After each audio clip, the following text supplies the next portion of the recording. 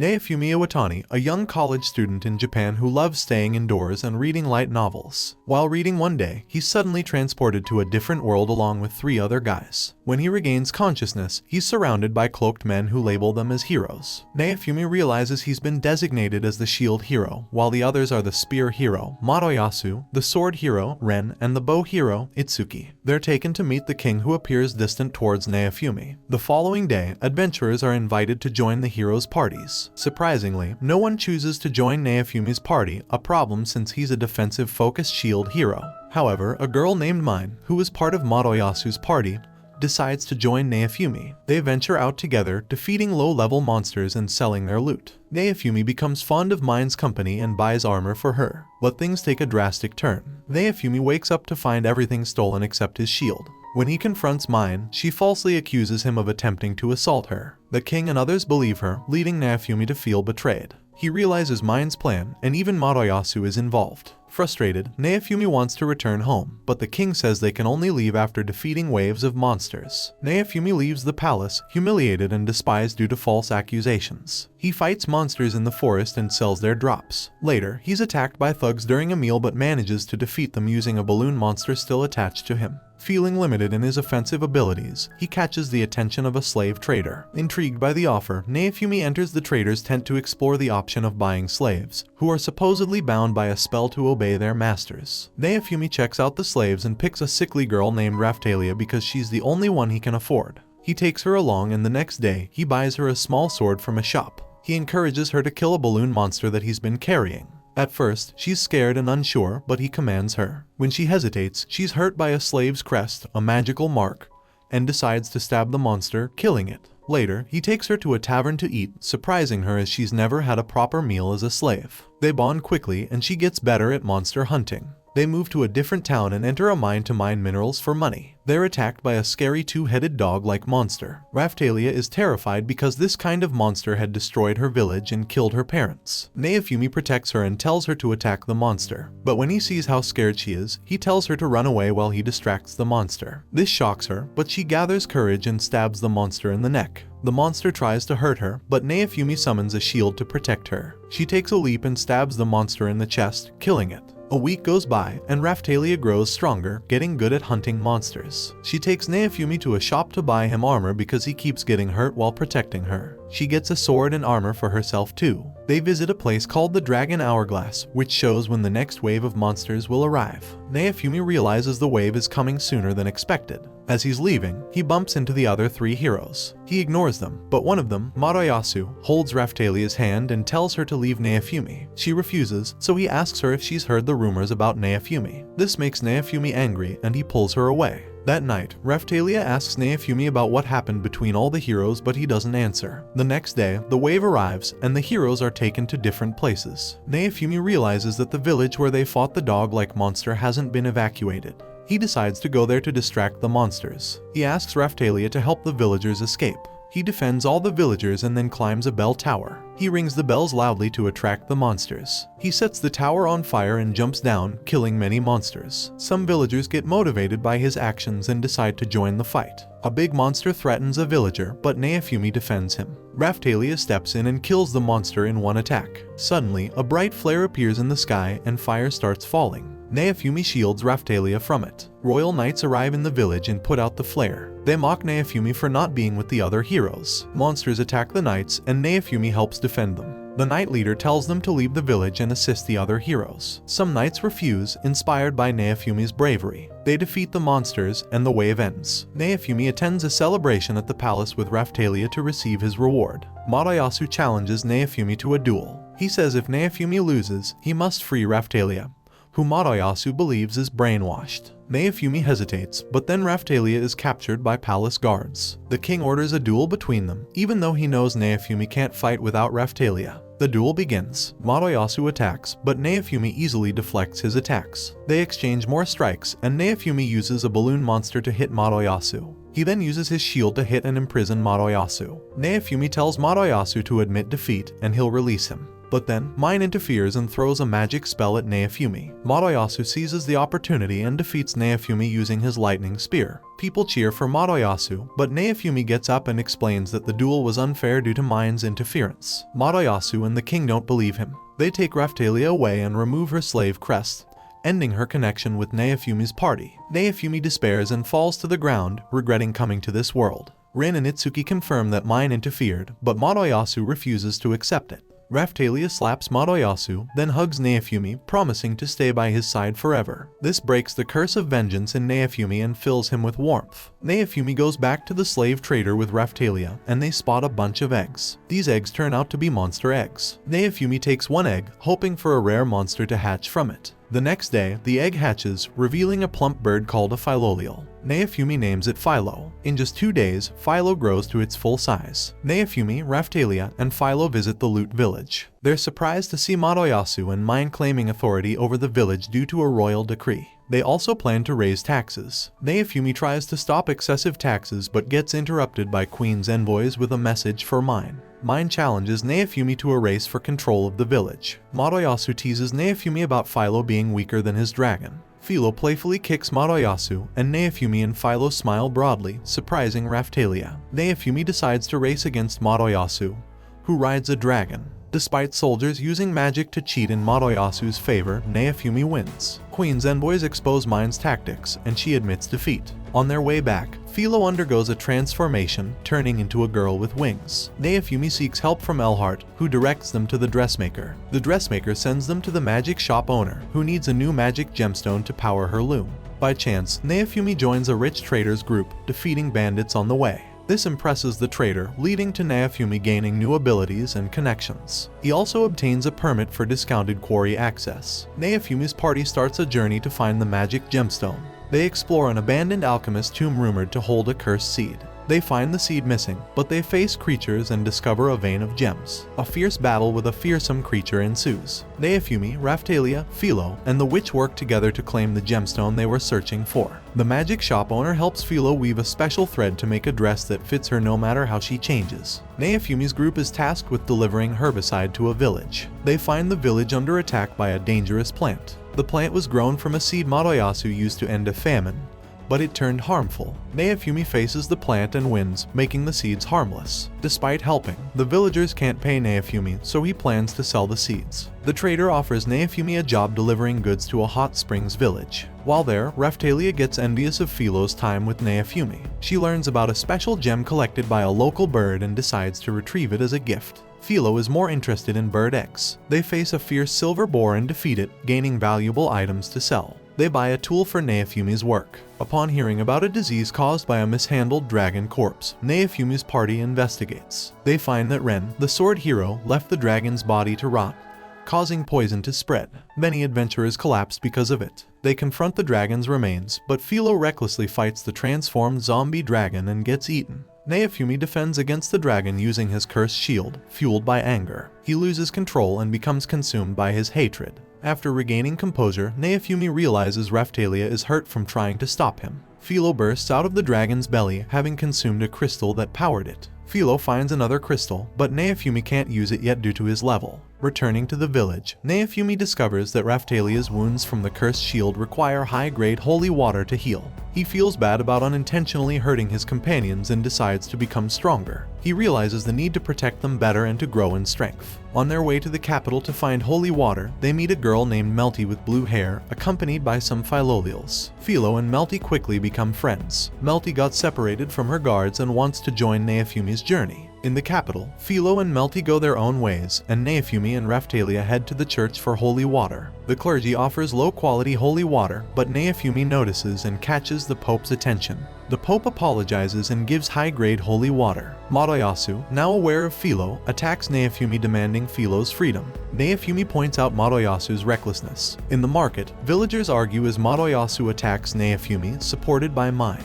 Things escalate, and Melty intervenes, criticizing Mine's behavior. In a Philo transforms and delivers a powerful kick to Motoyasu. At Elhart's shop, Melty reveals she's the second princess chosen by the queen due to her sister's behavior. Naofumi distrusts the royal family and dismisses her. Knights inform them that Melty's summoned by the king. Another group of knights approaches Naofumi, wanting to join him in the upcoming wave. Naofumi asks them to prove loyalty by paying coins. As Raphtalia and Philo prepare for class upgrades, a decree forbids using Mel's dragon hourglass. Balaka suggests heading to Shield Frieden for their hourglass, but the next wave approaches. In towns, they find starving refugees from an Itsuki-caused revolution. Near the wave, they meet Ren and Itsuki at a pub. Naofumi accuses Itsuki of stealing their rewards and causing problems. He explains the consequences of their actions. Ren starts believing Naofumi, but Itsuki remains stubborn. Afterward, Elhart upgrades Naofumi's armor, and the loot party brings back the promised 150 silver coins. Naofumi tells them to use the money to buy better gear so they can fight well. Impressed by their dedication, he welcomes them into his party. Just before the next wave, they equip Raphtalia and Philo and add the loot party, led by Captain Knight Ake.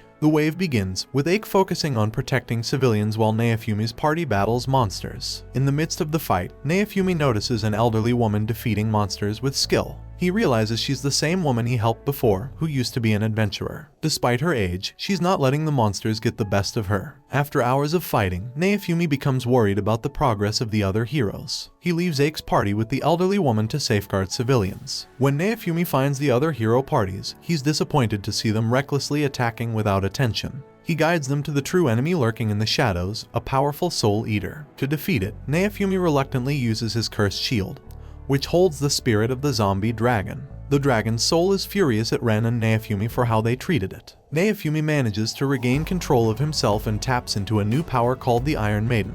He uses this power to secure a hard-fought victory in the battle. As the battle ends, Naofumi and Philo return to their normal state, relieving Raphtalia, who was worried about them. However, their triumph doesn't last long, as a second Soul Eater appears, surprising everyone. A new rival named Glass arrives on the scene, dressed in a black kimono and wielding twin-bladed war fans. She taunts the heroes for struggling against the Soul Eater and challenges Naofumi's position as the real hero. Glass becomes the true enemy of the current wave, leaving everyone shocked. It seems like Naofumi's group has a new opponent to face, and Glass is no easy opponent. Glass proves to be formidable, easily defeating the other hero parties and standing strong against their attacks. Despite their efforts and the support of Raphtalia and Philo, Naofumi's party struggles to land a blow on Glass. Recognizing the need to regroup and find a new strategy, Naofumi calls for a tactical retreat. Glass attempts long-range attacks while Naofumi and Raphtalia try to escape by riding on Philo's back. Glass eventually retreats when the time limit for the waves expires, resulting in a stalemate. After the intense battle, Naofumi reflects on the purpose and time limits of the waves. However, his thoughts are interrupted when he's summoned back to the castle by Alkri, who is curious about Naofumi's extraordinary abilities. Naofumi boldly demands that Alkri kneels and begs for the information, just as it's done in his world. Alkri becomes really angry and tries to scare Naofumi by bringing the knights into the situation. However, Naofumi easily intimidates the knights by reminding them of how he defeated the big monster boss during the wave. Then, the king threatens Naofumi, saying he will hurt Philo and Raphtalia. However, Naofumi isn't scared. He warns Alkri that bad things will happen if he keeps threatening him. How little he knows that Naofumi is like a protective mama bear guarding his companions. As he leaves the castle, a woman secretly warns Naofumi about a conspiracy against him by the church. Meanwhile, Melty, the second princess, tries to make her father reconcile with Naofumi, hoping to mend their broken relationship. However, her older sister Mounty worsens the situation. To help Naofumi on his journey, Elhart provides the party with necessary travel gear and supplies. It's like a shopping spree, but with armor, swords, and potions. With everything ready, Naofumi's party sets off for Shield Frieden, where Raphtalia and Philo can level up their skills and become even stronger. During their journey, they unexpectedly encounter Melty, who urges Naofumi to reconcile with Alkri. Sensing something strange, like the time when he was falsely accused, Naofumi becomes wary. Just before one of Melty's bodyguards tries to assassinate her, Naofumi quickly shields her, protecting her from harm. He springs into action, like a real-life superhero, guarding Melty from the attacking knights. They wrongly accuse him of holding her hostage, distorting the scene and creating a different image that's shown to the whole kingdom. But fear not, because Naofumi manages to repel their accusations smoothly. During the confrontation, Naofumi finds a pendant on one of the guards who belongs to the Church of the Three Heroes, a group holding a grudge against him. Maybe they're just jealous of his stylish shield collection. Inside the royal palace, a group of wizards manipulates the recording of Neofumi's supposed kidnapping of Melty, twisting the truth and making Neofumi a wanted fugitive. Aware of the dire circumstances, Neofumi and his party come up with a plan to protect Melty and find a solution. They embark on a challenging journey through the mountains, aiming to reach the nearby land of Siltfelt. Leaving the wagon behind to avoid capture by the royal knights, it's like an extreme sports challenge but with more sword fights than skateboards. During their travels, Melty steps on a loose rock and hangs from a cliff. Neofumi quickly catches her, but this accidentally alerts nearby guards and draws the attention of the other three heroes as well. It's like a game of hide and seek, but with the fate of the world hanging in the balance. As Melty tries to explain the truth of the situation, Mounty, Neofumi's accuser, orders everyone to ignore her words, claiming she's been brainwashed by Neofumi. Mine falsely claims that Neofumi possesses a shield capable of brainwashing people, which he supposedly used on Raphtalia, Philo, and now on Melty as well. Unfortunately, the other heroes fall for Melty's deception. They ask Neofumi for evidence to clear his name, but he can't provide any. He tries to escape with Melty, but Madoyasu uses a magical shackle to immobilize Philo, stopping her from transforming. Faced with this problem, Neofumi uses the power of his Rage Shield to break free. Seeing Mine's reckless actions, Itsuki and Ren start doubting their loyalty to her since she doesn't care about Melty's safety. Recognizing the importance of the church's pendant, Neofumi gives it to Ren, urging him to investigate the church's actions. With his plan set, Neofumi leaves the scene. Surprisingly, one of Myelia's emissaries appears. She wants Neofumi to meet Myelia. Neofumi realizes she's the same woman who warned him about the church's conspiracy. Despite the tempting offer, he stays focused on his mission to reach Siltfelt and upgrade Raphtalia and Philo's abilities. Meanwhile, Mine sets a forest on fire to force Neofumi out of hiding. To escape the dangerous flames, Neofumi's party finds an alternate route. Unfortunately, the border to Siltfelt is closed by a royal decree. With no other choice, Neofumi decides to meet Queen Myelia. On their journey, they meet nobleman Van Reichnot, who knows Melty. They rest at his mansion, but Neofumi remains cautious. Reichnot learns about their situation and offers shelter, but he's suddenly arrested due to a report from a neighboring governor about Neofumi's presence. This sends Neofumi, Raphtalia, and Melty into panic mode. The maids hide Neofumi and Raphtalia in the kitchen pantry for safety. Meanwhile, Melty distracts the knights to buy time for her companions. The leader of the knights, nobleman Idle Rapier, arrives and takes Melty to his mansion. Seeing Raphtalia's unease, Neofumi assures her they must let Melty's plan unfold. After Rapier leaves, Neofumi finds Philo and they head to Rapier's estate. Outside the mansion, demi-humans loyal to Reichnot begin to lay siege, demanding his release. Neofumi uses this opportunity to secretly enter the castle, knowing it's their best chance to rescue both Melty and Reichnot. Inside the castle walls, a horrifying scene awaits them. Rapier has cruelly tortured Reichnot in front of Melty, deriving pleasure from it. Neofumi breaks into the manor and rescues Melty and Reichnot from their captor. In the chaos, Raphtalia confronts Rapier, who reveals his pitiable true nature. Facing her nightmare, Raphtalia remembers her village being destroyed during the first wave. The monsters attacked, soldiers from Melremark captured and enslaved the villagers, including her friend Rifana. Eventually, they were sold to Idle Rapier, who treated them cruelly. Rifana died, and Rapier sold her to Balenka, leading her to meet Neofumi. Back in the present, Raphtalia is angry and ready to strike back at Rapier for the suffering he caused. But Neofumi reminds her of her growth and encourages her to think about the consequences of revenge. Moved by his words, Raphtalia spares Rapier's life, understanding that killing him won't heal her wounds. Rapier is infuriated and battles Raphtalia fiercely. She draws on her mana sword's power, wounds Rapier, and he falls out of a window. With Rapier defeated, Raphtalia, with Reichnot's help, finds an underground jail where demi-human survivors are kept. She finds her old friend Keel there. Her world shatters when she discovers Rafana's remains in a prison cell.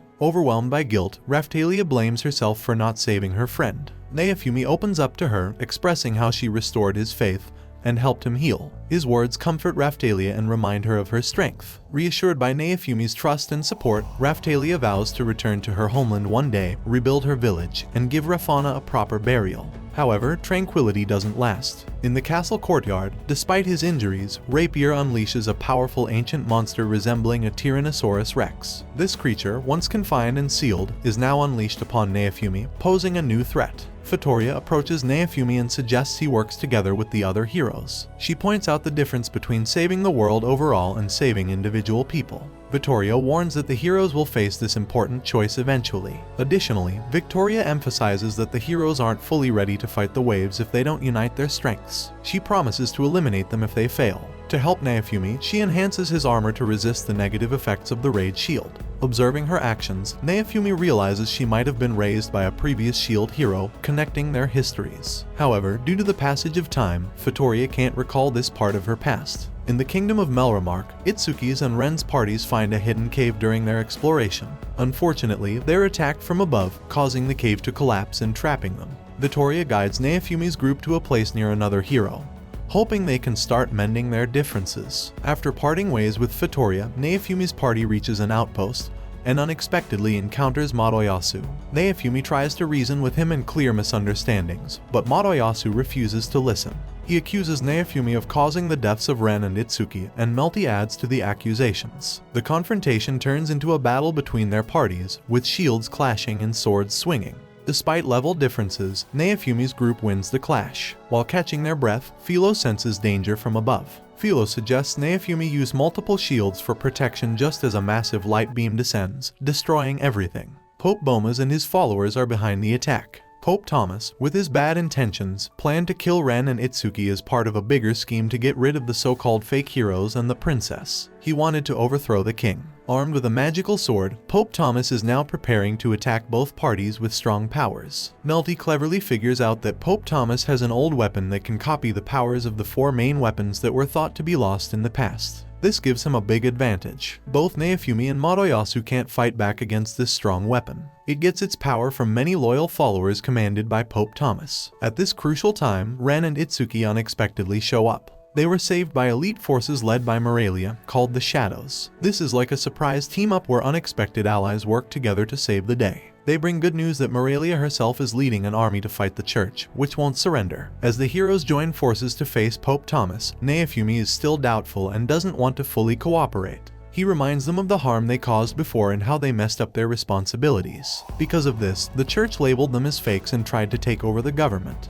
During their talk, Pope Thomas attacks, but Naofumi defends his friends. He compares the other heroes to the Pope, showing they both made mistakes. Reluctantly, he agrees to work with them because of his promise to Fatoria. They form a shaky alliance, hoping to save the day. Now, the 4 main heroes are together against Pope Thomas, but he's not giving up easily. He traps them in a magical cathedral, making things more urgent. They're stuck inside this special place, unable to break free. Inside the cathedral, Naofumi notices his rage shield is weaker. Pope Thomas tries a big attack by draining his followers' power, even if it puts their lives in danger. He's like a boss willing to sacrifice his minions to cause chaos. To keep everyone safe, Naofumi decides to take a big risk. He lets out the dragon's soul inside his rage shield. He puts on special armor, but he struggles to control his anger. With help from Raphtalia, Philo, and Melty, they calm Naofumi down. But they all get burned by the cursed flames. Even with the challenge, Naofumi focuses on stopping Boma's attack. The other heroes team up to break through his defenses. Naofumi charges at Boma's on Philo, setting him on fire. But Boma's fights back and almost wins. Suddenly, Queen Mailia's army comes to help. Naofumi uses his blood sacrifice power, where he hurts himself to deliver a strong attack. They defeat Bomas and destroy his weapon. The heroes win, and Queen Mailia thanks them. She promises to bring justice to those who betrayed them and restore peace to the kingdom. After resting for 3 days, Queen Mailia apologizes for the trouble caused by the church. She reveals she wanted to summon a hero from a different nation originally. The next day, Queen Mailia takes action. She removes Ulcree from power and punishes Mine for her crimes. But when it's time for the execution, Naofumi stops it. He suggests a different punishment. He proposes that Mine's name be changed to Bitch and Ulcree's name be changed to Trash. They have to be called by these names from now on. The queen agrees and spares their lives under this condition. She ends the Church of the 3 Heroes and brings back the original religion that worshipped all 4 heroes. With these problems solved, Naofumi's party gets ready to say goodbye to Melty. She stays at the castle while they keep fighting the waves. As they leave, Queen Mailia tells Melty that she was willing to sacrifice herself to stop the execution. But Naofumi's idea changed the outcome. The queen shows her kind heart in this moment. While leaving the city, Naofumi and his group receive a heartfelt farewell from the people of Melamar. It's like a warm goodbye from friends who now understand Naofumi's true value. This moment brings reconciliation and acceptance to Naofumi as he embraces his role as the shield hero. Naofumi and his friends head to the Dragon Hourglass to become stronger, but the ceremony doesn't go as planned. Only Naofumi gets the upgrades while Raphtalia and Philo don't. Queen Mailia suspects Fatoria's blessing might be causing the issue. During a big meal, the 4 heroes have a secret meeting. It's like when you and your friends find a quiet spot to talk about anime theories without any interruptions. During the meeting, Raphtalia fights with a drunk member of the Bow party named Mel because he insulted Naofumi. This sparks a fight between the different hero groups. Meanwhile, Melty stops someone from trying to poison Raphtalia and Philo's food.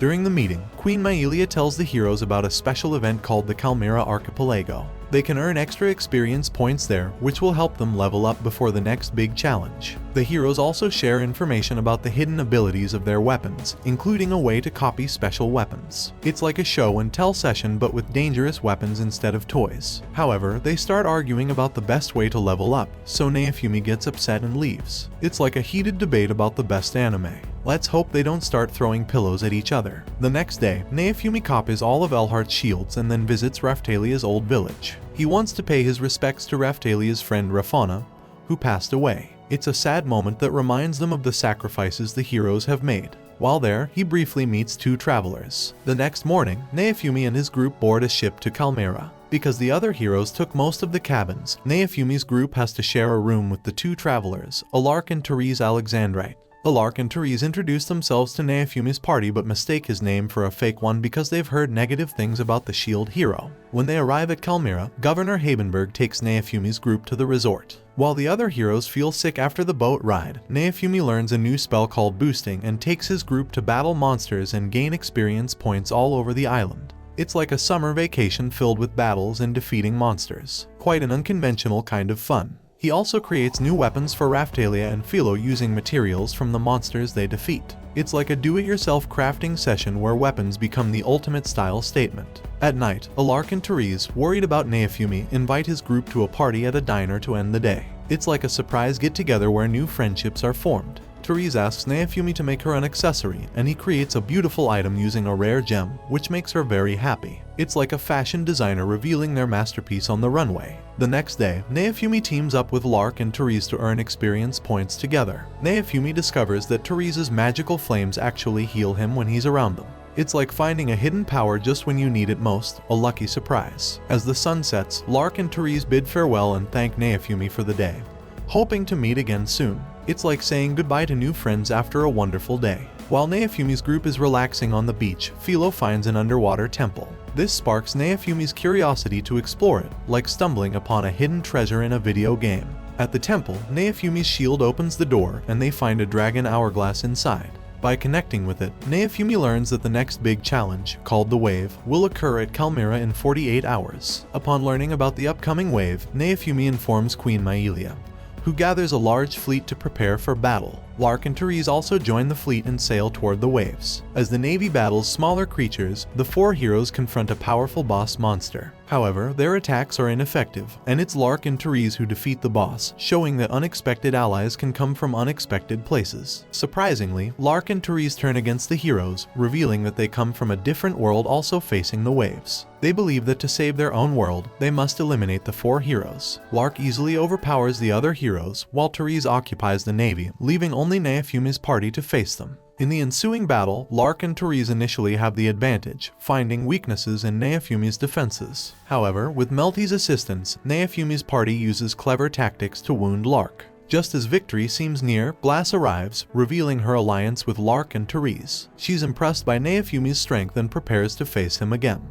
Naofumi engages in a one-on-one battle with Glass, who discloses that she's a hero from Lark's world known as the Fan Hero. During the fight, Naofumi realizes that Glass is vulnerable to his Soul Eater shield, but he hesitates to kill her because she's protecting her own world. Raphtalia steps in and reminds Naofumi of the people who need their protection in their world. Meanwhile, Myelia teams up with Risha Ivy Red, a novice from the Bow party, to intoxicate Glass using barrels of strong alcohol. Glass gets intoxicated, and Lark and Therese retreat as the time limit for the wave expires. Back in Chimera, Naofumi reflects on the revelation of other worlds fighting the waves and Fitoria's words. He decides to recruit Risha into his party. Sailing back to the mainland, Naofumi accepts Myelia's reward of becoming the Lord of Sayat. He trusts his companions to help rebuild the territory. As Naofumi and Raphtalia oversee the village's reconstruction, the other heroes also grow stronger. After they defeated one of the waves, Naofumi and his group found themselves in a village of demi-humans. The heroes decided to make the village better and use it as their base for future missions. Naofumi realizes that a threat is harming the village and goes to stop the attackers. When they get to the meadow where the enemies are causing trouble, Philo and Raphtalia show up.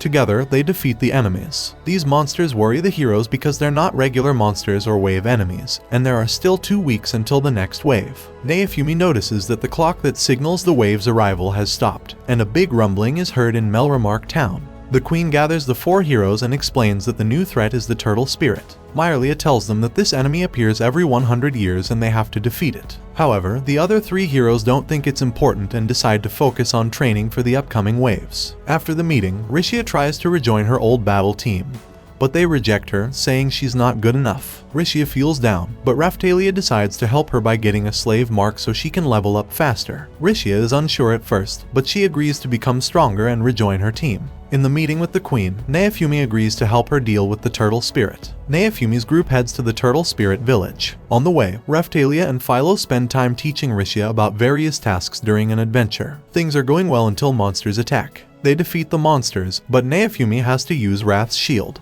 After the battle, a mysterious woman appears and tells the shield hero to defeat her. Naofumi goes to a meeting with leaders from different kingdoms to discuss how to beat the turtle spirit. While they're arguing, a girl named Osthorai enters. She's the same girl Naofumi saw before. She says she works for the Turtle King and was created to get strong heroes to give their souls to him. The Turtle King is a spirit that stops the waves if the legendary heroes can't. If Horai can't do her job peacefully, the Turtle King will break his seal and cause chaos to get stronger. Only Horai and past legendary heroes can break the seal. Naofumi realizes someone broke the seal and controls the Turtle King. There were many plans to fight the Turtle King, but Naofumi suggested a strategy with fewer casualties. So, the heroes prepare to fight with Horai and Rishia's teacher, Eclair. They head to the Turtle King's location for the first attack. Naofumi's group distracts the monsters protecting the Turtle King. They defeat them with Horai's gravity magic, but it only works on the Turtle King's monsters. The troops from other kingdoms fight the Turtle King but can't stop him. The Turtle King summons a beast to stop Naofumi and his group so that they can't approach him. Naofumi orders a retreat, but after seeing the soldiers rushing toward it with full might,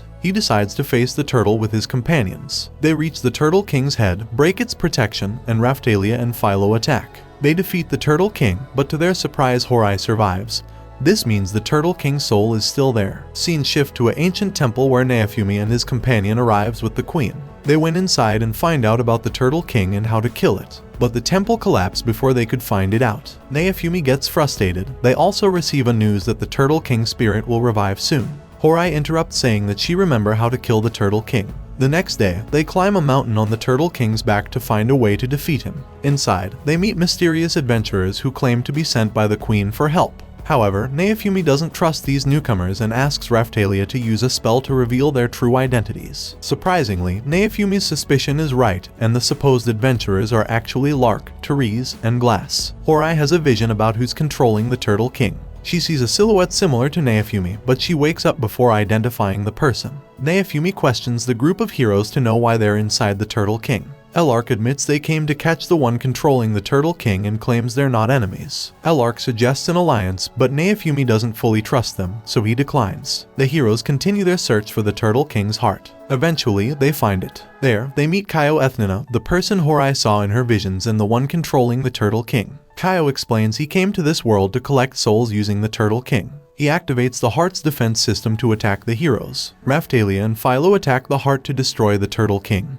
even if Horai's life is at risk. As Raphtalia lands the final blow, Horai collapses but gains insight into how to defeat the Turtle King. When she wakes up, Horai tells them they must reach the core to defeat him. She leads them to their goal and encounters Kaio again. Kaio reveals that everything could have been stopped by killing Horai, as she's not just a creation but connected to the monster's life core. Learning this truth, the heroes contemplate ending Horai, but Naofumi decides against it. Kaio reveals he has enough power to control the Turtle King completely. Naofumi's team faces a challenge to destroy the core because they need to cut off the head and destroy the heart at the same time. Fitoria joins them, offering to handle cutting off the head while they focus on the heart. Kaio, using the Turtle King's power, tries to stop them, but Rishia breaks free from his spell and attacks. Horai grants Naofumi a new Turtle King shield and empowers the others to break free as well. Elark's group reaches the heart and destroys it along with the monster's head. Kaio's plan to protect the core with a stronger magical shield fails. Horai informs Naofumi that the time has come to end her existence to defeat Kaio.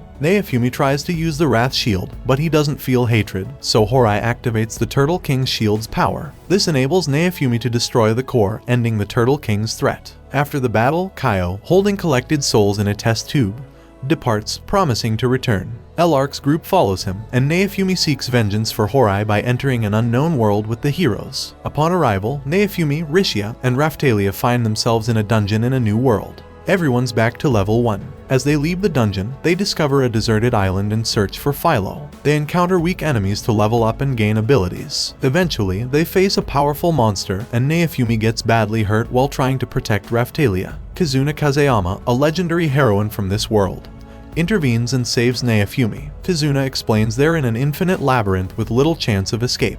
After a rest, they explore for a way out and reach a small temple. Naofumi notices a hole in the temple wall, which Kazuna explains is a map error. They realize it's a glitch, and Naofumi uses a plant seed to break the temple, entering the glitch. They awaken outside the labyrinth in Kazuna's world, and she's thankful to be back. In the new world, they search for experience and a way to return Kazuna to her village. To reach her kingdom, they need to use dragon veins at the dragon's hourglass, but powerful guards and enemies stand in their way, and they lack the strength to defeat them. Naofumi makes a special potion with his shield that helps them regain energy, and he decides to sell it for money. With the money they earn, the group buys new weapons and armor to become stronger. The next day, people gather to see Kazuki, a village genius, at the hourglass area. As night falls, a heavy snowstorm comes, and the group seeks shelter in an inn. However, Raphtalia suggests going to the hourglass area since there are fewer guards due to the storm. So they go there, but guards arrive and trap them when Kazuna reveals the hourglass's location. The heroes manage to escape, keep fighting, and search for the hourglass. They meet Kazuki, who claims to be Kaio's partner and sets a trap.